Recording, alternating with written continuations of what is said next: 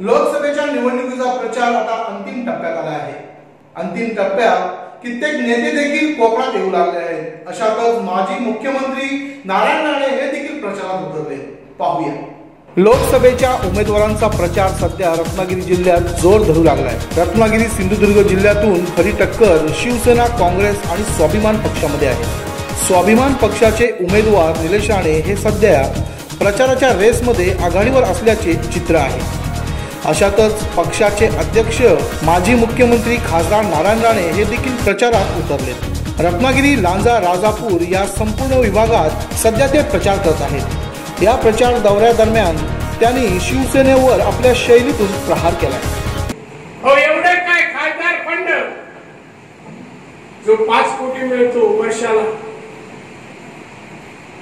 5 कोटी मिळतो, 5 वर्षात 20 कोटी मिळतो, 5 वर्षात 25 कोटी मिळतो। देशामध्ये खासदारांनी सरासरी 18.5 कोटी खर्च केला। 18.5 तुमच्या खासदारांनी